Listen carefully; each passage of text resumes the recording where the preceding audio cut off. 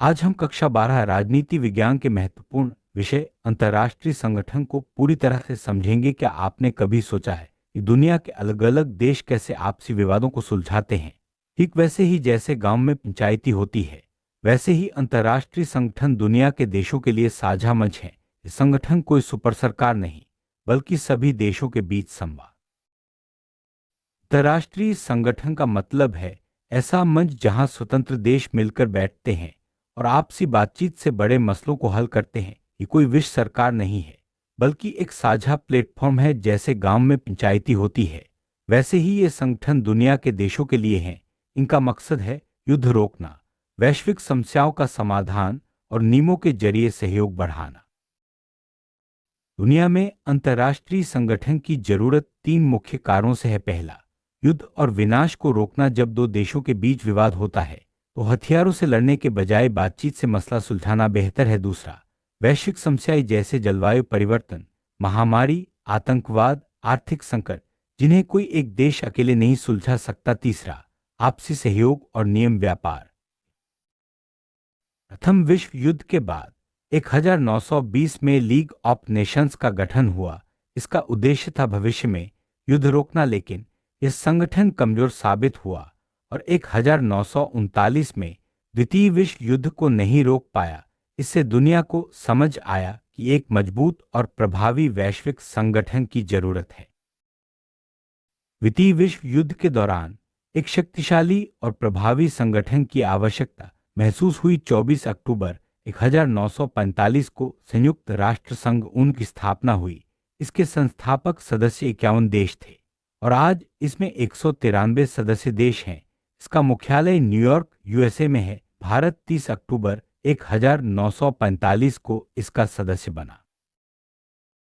संयुक्त राष्ट्र के 6 प्रमुख अंग हैं: महासभा, सुरक्षा परिषद, आर्थिक और सामाजिक परिषद, अंतर्राष्ट्रीय न्यायालय, सचिवालय और न्यासित परिषद। महासभा में सभी सदस्य देश शामिल होते हैं। सुरक्षा परिषद में 15 सदस्य हैं, 5 स्थायी और 10 अस्थायी। आर्थिक और सामाजिक परिषद विकास, शिक्षा, मानवाधिकार जैसे मुद्दों पर काम करती है। न्यायालय कानूनी विवाद सुलझाता है। सचिवालय प्रशासन। महासभा संयुक्त राष्ट्र की विश्व संसद है। इसमें सभी 193 देशों को प्रतिनिधित्व और एक वोट का अधिकार मिलता है। यहाँ बजट, नए सदस्यों का प्रवेश और वैश्विक चर्चा होती है। यह मंच सभी देशों को बराबरी का मौका देता है। सुरक्षा परिषद का मुख्य काम है दुनिया में शांति बनाए रखना। इसमें 15 सदस्य होते हैं, जिनमें 5 स्थायी और 10 अस्थायी सदस्य शामिल हैं। स्थायी सदस्यों के पास वीटो पावर होती है। यह परिषद शांति सेना भेज सकती है और प्रतिबंध लगा सकती है। आर्थिक और सामाजिक परिषद 154 सदस्य देशों से मिलकर बनती है। यह विकास, मानवाधिकार, शिक्षा और गरीबी उन्मूलन जैसे मुद्दों पर काम करती है। सदस्य देशों को 3 वर्षों के लिए चुना जाता है। अंतर्राष्ट्रीय न्यायालय आज का मुख्यालय द हेग, नीदरलैंड्स में है। इसमें 15 जज होते हैं।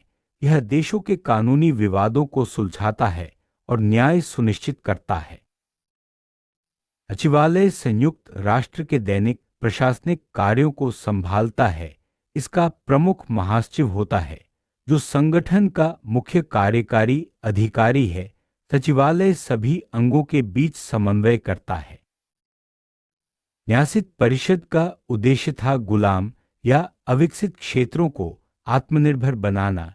1994 में पलाऊ के स्वतंत्र होने के बाद इसका कार्य स्थगित कर दिया गया।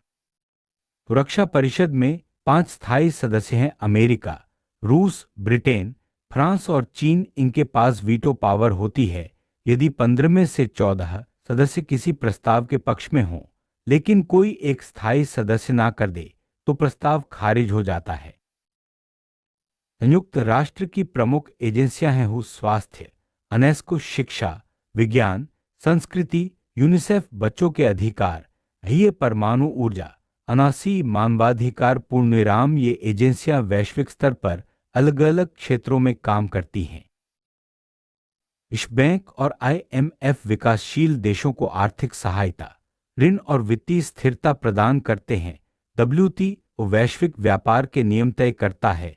एमनेस्टी इंटरनेशनल और ह्यूमन राइट्स वॉच जैसे एनजीओ मानवाधिकार उल्लंघनों को उजागर करते हैं। 1945 के बाद से विश्व व्यवस्था बदल चुकी है। सुरक्षा परिषद में सुधार की मांग उठ रही है ताकि एशिया, अफ्रीका और लैटिन अमेरिका को उचित प्रतिनिधित्व मिल सके। भारत की स्थायी सदस्यता के लिए मजबूत तर्क हैं। सबसे बड़ी आबादी, तेजी से बढ़ती अर्थव्यवस्था, शांति अभियानों में ऐतिहासिक योगदान और बजट में नियमित योगदान।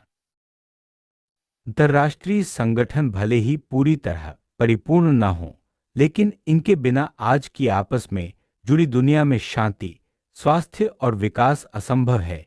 ये संगठन संवाद, सहयोग और समाधान का मंच है। भारत की भूमिका भी इसमें महत्वपूर्ण है।